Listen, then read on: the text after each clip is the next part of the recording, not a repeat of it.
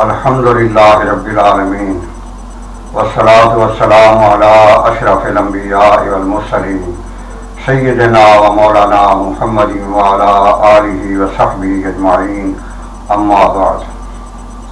قال اللہ تبارک و تعالی فی القرآن المجید والفرقان الحمید، اعوذ باللہ من الشیطان الرجیم، بسم اللہ الرحمن الرحیم۔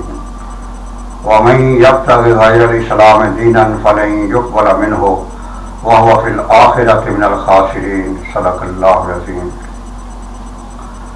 ارشاد باری تعالی ہے، جو کوئی اسلام کے علاوہ کوئی اور دین چاہے گا تو وہ اسے ہرگز قبول نہیں کیا جائے گا، اور وہ شخص روز آخرت خسارہ پانے والوں میں سے ہوگا۔ ناظرین کرام، اس ویڈیو میں یہ بتایا جائے گا کہ دین اسلام کے بنیادی عقائد کون سے ہیں، اور کوئی آدمی جو ایمان لانا چاہے، اسلام قبول کرنا چاہے، تو اسے کس قسم کے عقائد کو اپنانا ہوگا۔ تو انشاءاللہ اس ویڈیو میں یہ بات واضح کی جائے گی۔ اسلام ایک ایسا دین ہے جو کہ اللہ تبارک و تعالیٰ نے پوری دنیا کے انسانوں کے لیے پسند فرمایا ہے۔ ارشاد باری تعالیٰ ہے، الیوم اکملت لکم دینکم واتممت علیکم نعمتی ورضیت لکم الاسلام دینا۔ یہ آیات کریمہ آخری حج کے موقع پر نازل ہوئیں، جب نبی پاک صلی اللہ علیہ وسلم 1,24,000 صحابہ کرام کے ہمراہ حج ادا فرما رہے تھے۔ اس وقت یہ آیات نازل ہوئی۔ ترجمہ یہ ہے، اللہ تعالیٰ ارشاد فرماتے ہیں کہ آج میں نے تم پر تمہارا دین مکمل کر دیا اور تم پر اپنی نعمت پوری کر دی، اور اسلام کو تمہارے لیے بطور دین پسند فرمایا۔ اور دین اسلام وہ دین ہے کہ اللہ تبارک و تعالیٰ روز قیامت کسی سے بھی کوئی اور کسی دین کا پیروکار ہے، بدھ مذہب ہے، ہندوازم ہے، جتنے بھی مذہب دنیا میں شائع ہیں، اور لوگ اسلام کے علاوہ جن جن مذاہب پر عمل پیرا ہیں، تو روز قیامت ان میں سے کوئی بھی دین اللہ کے ہاں قبول نہیں کیا جائے گا، اور وہ آدمی اس دن خسارہ پانے والے میں سے ہوگا۔ اسے سراسر نقصان کھانا پڑے گا۔ صرف دین اسلام وہ دین ہے جس میں دونوں جہانوں کی نجات ہے، ابدی نجات ہے، اور انسان کے لیے روز قیامت ایسی ایسی نعمتیں اللہ تبارک و تعالیٰ نے مسلمانوں کے لیے جو ہے پیدا فرمائی ہیں، جو نہ پہلے کسی آنکھ نے دیکھی ہیں، نہ کسی کانوں نے ان کے بارے میں سنا ہے، اور نہ ہی کسی کے ذہن میں ان کے بارے میں کوئی خیال گزرا ہے کہ وہ نعمتیں کیسی ہوں گی۔ سوال یہ ہے کہ دین اسلام کے بنیادی عقائد کون سے ہیں۔ تو جو آدمی مسلمان ہونا چاہتا ہے اسے یہ گواہی دینا پڑتی ہے کہ آمنت باللہ و ملائکتہ و کتبہ ورسلہ والقدر خیر شرہ من اللہ تعالی والبعث بعد الموت۔ آمنت باللہ، میں ایمان لایا اللہ تبارک تعالیٰ پر، و ملائکتہ، اس کے فرشتوں پر، و کتبہ، اس کی کتابوں پر، و رسلہ، اور اس کے رسولوں پر، اور والقدر خیر شرہ من اللہ تعالی، اور تقدیر پر کہ اچھی یا بری اللہ تبارک تعالیٰ کی طرف سے ہے، والبعث بعد الموت، اور مرنے کے بعد دوبارہ اٹھنے پر۔ یہ دین اسلام کے بنیادی عقائد ہیں۔ پہلا عقیدہ یہ ہے کہ آمنت باللہ ہے، یعنی دین اسلام قبول کرنے والا یہ گواہی دیتا ہے کہ میں اللہ تبارک تعالیٰ پر ایمان لایا۔ اللہ تبارک و تعالیٰ تمام کائنات کا، اس کائنات کا خالق و مالک ہے، اسی نے اس کائنات کو پیدا فرمایا ہے، وہ اس کائنات کا مطلق العنان بادشاہ ہے، اسی کے ہاتھ میں بادشاہی ہے زمین و آسمانوں کی، اور وہی لائق پرستش ہے۔ زندگی دینا، موت دینا، بارشوں کا برسانا، ہواؤں کا چلانا، اور یا کسی کی حاجات کو پورا کرنا، کسی کی ضروریات کو پورا کرنا، کسی کی مشکل کو حل کر دینا، یہ تمام باتیں اللہ تبارک و تعالیٰ کے اختیار میں ہیں، اور وہی لائق پرستش ہے، لائق عبادت ہے، وہی معبود حقیقی ہے۔ جب ہم کلمہ پڑھتے ہیں لا الہ الا اللہ محمد رسول اللہ، تو لا الہ میں اللہ تبارک و تعالیٰ کے سوا جتنے بھی معبود لوگوں نے بنا رکھے ہیں ان سب کی نفی ہے۔ الا اللہ میں اس بات ہے، یعنی اللہ تبارک و تعالیٰ کے سوا کوئی بھی عبادت کے لائق نہیں مگر اللہ تبارک و تعالیٰ ایک ہی معبود ہے۔ تو یہ اللہ تبارک و تعالیٰ کے بارے میں مختصر سا یہ بیان ہے کہ اللہ تبارک و تعالیٰ ہی ہمارا خالق و مالک ہے، ہمارا معبود حقیقی ہے، اس کو پہچاننا، اس کی عبادت کرنا، یہ ہماری زندگی کا مقصد ہے۔ وملائکتہ، یہ دوسرا عقیدہ ہے، یعنی فرشتوں پر ایمان لانا۔ فرشتے اللہ تبارک و تعالیٰ کی نورانی مخلوق ہے، نہ مذکر ہے، نہ مؤنث ہے، نہ مرد ہے، نہ عورت ہے۔ ان کا کام یہ ہے کہ جو اللہ تبارک و تعالیٰ ان کے ذمہ کائنات کے بارے میں کوئی کام ثبوت کرتے ہیں اس کو وہ پورا کرتے ہیں۔ چار فرشتے سب سے زیادہ معزز و محترم ہیں، جبرائیل علیہ السلام جو کہ وحی لانے پر مامور تھے، انبیاء علیہ السلام پر وحی لاتے رہے۔ حضرت اسرائیل علیہ السلام جو کہ لوگوں کی روحوں کو قبض کرنے پر مقرر ہیں، جو اللہ تبارک و تعالیٰ کے حکم سے لوگوں کی ارواح کو قبض کرتے ہیں۔ میکائیل علیہ السلام جو کہ بارشیں برسانے پر مقرر ہیں، جب اللہ تبارک و تعالیٰ کا حکم ہوتا ہے کہ اس جگہ بارش برسائی جائے تو ان کے ذمہ یہ ڈیوٹی ہے کہ وہ جس جگہ بارش برسانی ہے یا نہیں برسانی، کتنی بارش برسانی ہے، پورے پر برسانے ہیں، کیا کچھ کرنا ہے، تو یہ کام ان کے سپرد ہے۔ میکائیل اسرافیل علیہ السلام ان کا ذمہ سور پھونکنا ہے، یعنی جب اللہ تبارک و تعالیٰ کے حکم کے مطابق اس جہان کے ختم ہونے کا ٹائم آ جائے گا، اس کائنات کے ختم ہونے کا ٹائم آ جائے گا، تو ایک سور ہے، یعنی پھونک جس ہے وہ نفخہ ہے، جس میں پھونک ماریں گے تو اس کی آواز جو ہے وہ سب لوگوں کے کانوں میں پڑے گی۔ جب حکم ہوگا کہ اس کائنات کو ختم کرنے کا ٹائم آ گیا ہے تو انہیں اشارہ کیا جائے گا، وہ اس میں پھونک ماریں گے، اس میں سے ایک نہایت سریلی آواز نکلے گی جو دنیا کے ہر شخص میں جو کہ وہاں زندہ ہے اس کے کانوں میں پڑے گی، اور وہ حیران ہو کر سنے گا کہ یہ آواز کہاں سے آ رہی ہے۔ رفتہ رفتہ یہ آواز بلند ہوتی جائے گی، اس میں کرختی آ جائے گی، شدت آ جائے گی، حتیٰ کہ تمام لوگوں کے جگر سے پھٹ جائیں گے۔ یہ پہلا نفخہ ہے۔ اس کے بعد دوسرا نفخہ، جب ان کو زندہ کرنے کا حکم ہوگا، پھر دوبارہ وہ اس میں پھونک ماریں گے، تو جو لوگ بھی کائنات کی ابتدا سے لے کر انتہا تک فوت ہو چکے ہیں تمام کے تمام اپنی قبروں سے نکل پڑیں گے اور معاشر کی جانب دوڑ کر آ جائیں گے، صفیں بند جائیں گی حساب و کتاب کے لیے۔ تو یہ چار فرشتے نہایت معزز و محترم ہیں۔ باقی فرشتے بھی ہیں جن کے ذمہ اللہ تعالیٰ مختلف کام لگاتے ہیں۔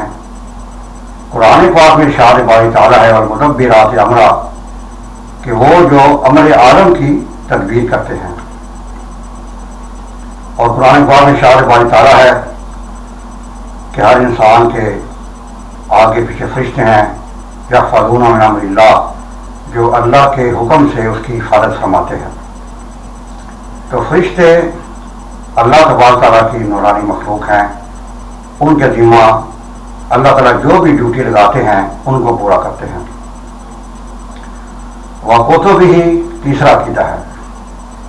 اللہ تبارک و تعالیٰ نے انسانوں کی ہدایت کے لیے اپنی انبیاء علیہ الصلوۃ والسلام پر جو کتابیں نازل فرمائیں ان پر ایمان لانا ضروری ہے. زبور ہے، تورات ہے، انجیل ہے، قرآن ہے اور کچھ صحیفے بھی اترے ہیں. تو ان تمام کتابوں کو ان پر ایمان لانا، اللہ تبارک تعالیٰ کا کلام سمجھنا، یہ جو ہے اسلام کا عقیدہ ہے. وہ رسول ہی اور رسولوں پر ایمان لانا. اللہ تبارک و تعالیٰ نے انسانوں کی ہدایت کے لیے اور ان کو ان کا مقصد حیات بتانے کے لیے 1,24,000 کم و بیش پیغمبر دنیا میں بھیجے، جنہوں نے آج اپنے قول اپنے عمل سے ایک نمونہ قائم کر کے دکھا دیا کہ اس طرح جو ہے اللہ تبارک تعالیٰ کی عبادت کی جاتی ہے.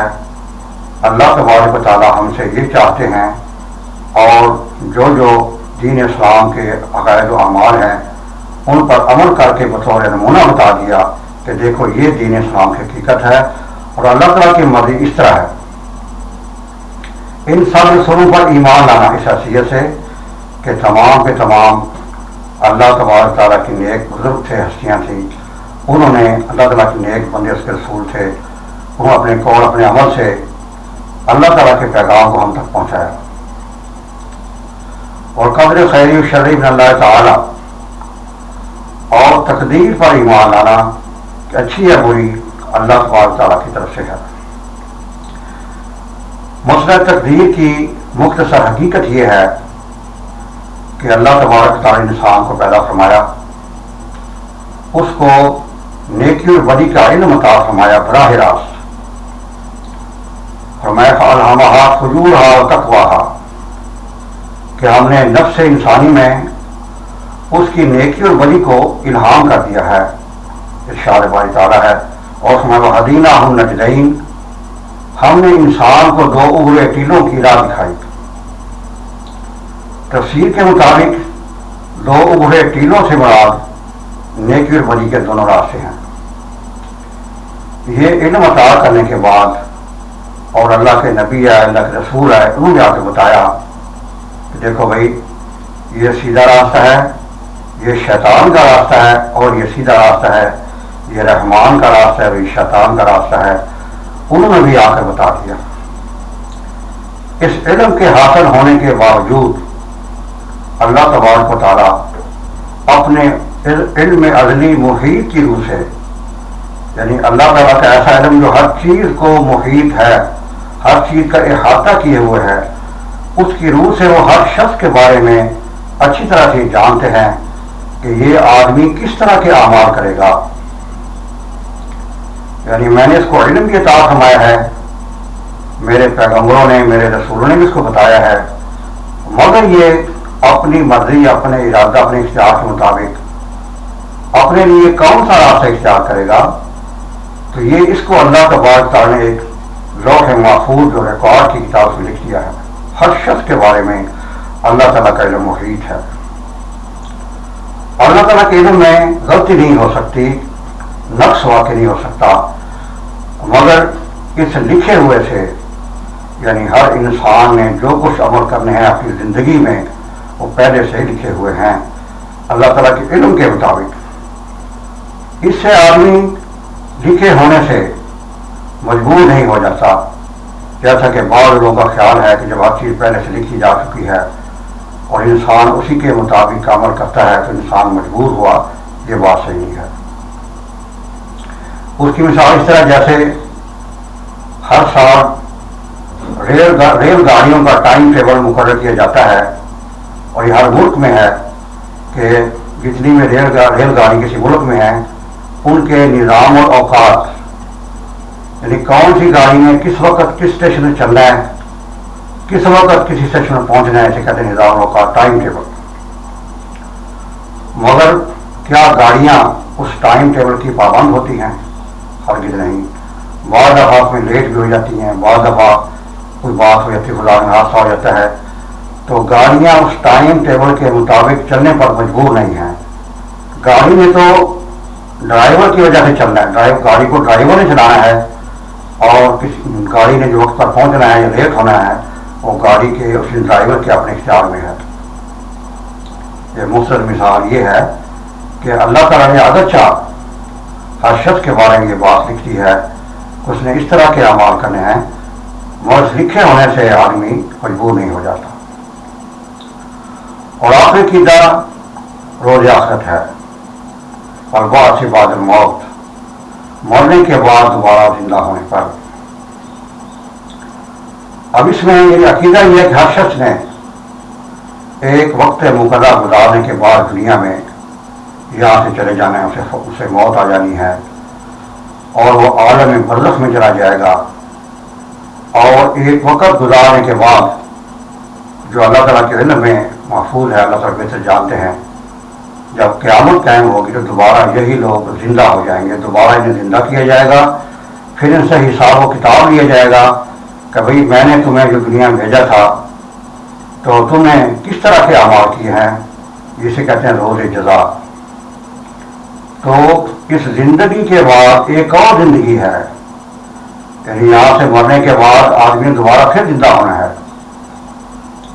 اس وقت بعض لوگ یہ اعتراض کرتے ہیں کہ جب ایک آدمی مر گیا، اس کی ہڈیاں بھی مٹی میں مل گئیں، سرما بن گئی، یا ہندوؤں نے مثال کے طور پر اپنی مردوں کو جلا دیا، ان کی راکھ کو گنگا یا جمنا میں بہا دیا، کہتے ہیں دوبارہ کیسے زندہ ہوں گے؟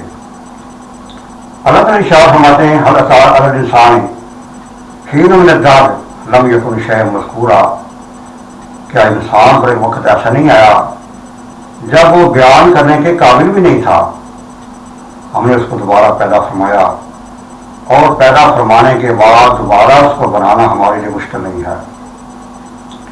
تو قرآن پاک میں کئی مقامات پر یہ اللہ تبارک و تعالیٰ فرمائی ہے کہ جن لوگوں کا یہ باطل عقیدہ ہے کہ ہم نے مرنے کے بعد دوبارہ زندہ نہیں ہونا، تو یہ سمجھ لیں کہ خالق و مالک ہر چیز پر قادر ہے. ان اللہ علی کل شیء قدیر، اللہ تبارک تعالیٰ ہر چیز پر قدرت رکھنے والے ہیں، قادر ہیں. جہاں جہاں بھی زمین کے جس حصہ میں بھی کسی انسان کے بدن کے ذرات محفوظ ہوں گے، اللہ تعالیٰ سب کو اکٹھا فرمائیں گے اور لوگ دوبارہ زندہ ہوں گے. میدان حشر قائم ہوگا، اللہ تبارک تعالیٰ عدالت لگائیں گے، ہر انسان کا حساب و کتاب ہوگا. اچھے اعمال والے جنت میں جائیں گے، برے اعمال والے دوزخ میں جائیں گے. یہ عقیدہ کی تشریح ہے کہ بعث اور بعث بعد الموت کے مرنے کے بعد دوبارہ زندہ ہونے کی یہ مؤثر تشریح ہے. تو یہ دین اسلام کے بنیادی عقائد ہے. تو جو آدمی ان پر کاربند ہے دل و جان سے، تو وہ شخص دنیا آخرت میں کامیاب و کامران ہے. اور جو آدمی کوئی اور عقیدہ رکھتا ہے اسلام کے علاوہ کسی اور مذہب وقت و فکر پر کاربند ہے، ایسا شخص کامیاب نہیں ہے، دنیا اور آخرت میں خسارہ پانے والا میں ہوگا. اللہ تعالیٰ سے دعا ہے مجھے اور آپ کو اچھے اعمال کرنے کی توفیق عطا فرمائے، خاتمہ ایمان پر فرمائے. وما علینا الا البلاغ المبین.